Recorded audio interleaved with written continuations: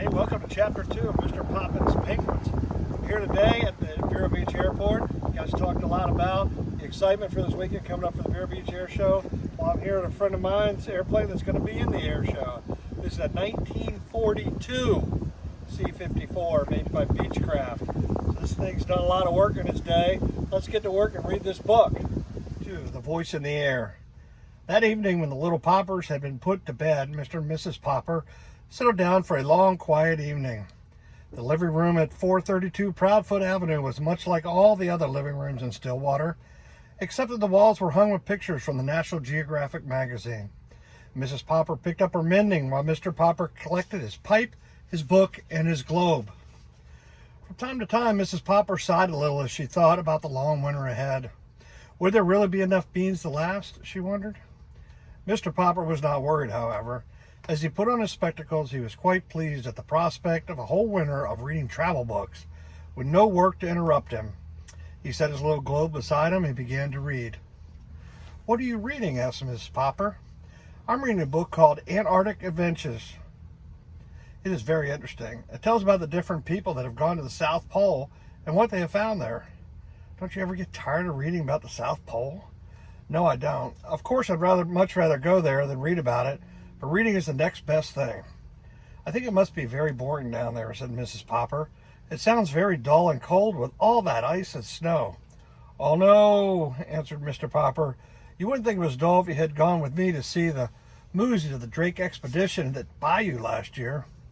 "Well, I didn't, and I don't think any of us will ever have any money for movies now," answered Mrs. Popper a little sharply.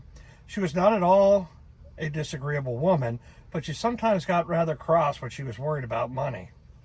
"If you had gone, my love," went on Mr. Popper, "you would have seen how beautiful the Antarctic is. But I think the nicest part of all is the penguins. No wonder all the men on that expedition had such a good time playing with them. They are the funniest birds in the world. They don't fly like other birds. They walk erect like little men. When they get tired of walking, they just lie down on their stomach and slide. It'd be very nice to have one for a pet."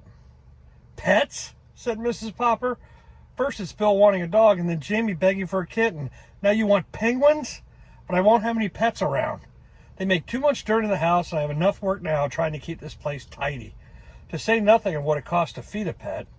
Anyway, we have the bowl of goldfish." "Penguins are very intelligent," continued Mr. Popper. "Listen to this, Mama.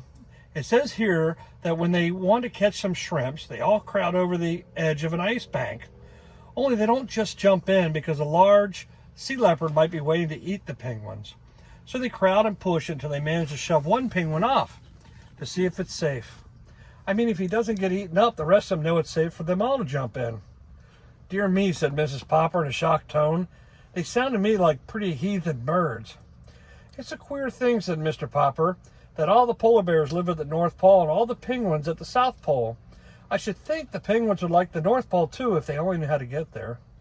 At 10 o'clock, Mrs. Popper yawned and laid down her mending. "Well, you go on reading about those heathen birds, but I'm going to bed. Tomorrow is Thursday, September 13th, and I have to go to the first meeting of the Ladies' Aid and Missionary Society." "September 13th, said Mr. Popper in an excited tone. "You don't mean that tonight is Wednesday, September 12th? "Well, yes, I suppose it is, but what of it?" Mr. Popper put down his book of Antarctic adventures and moved hastily to the radio. "What of it?" he repeated, pushing the switch. "Why, this is the night the Drake Antarctic expedition is going to start broadcasting." "That's nothing," said Mrs. Popper. "Just a lot of men at the bottom of the world saying, 'Hello, Mama. Hello, Papa.'" "Shh," commanded Mr. Popper, laying his ear close to the radio. There was a buzz, and then suddenly from the South Pole a faint voice floated out into the Popper living room. "This is Admiral Drake speaking. Hello, Mama. Hello, Papa. Hello, Mr. Popper." "Gracious goodness," exclaimed Mrs. Popper. "Did he say Papa or Popper?" "Hello, Mr. Popper, up there in Stillwater.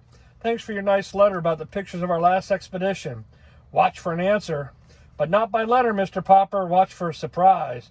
Signing off. Signing off." "You wrote to Admiral Drake?" "Yes, I did," Mr. Popper admitted.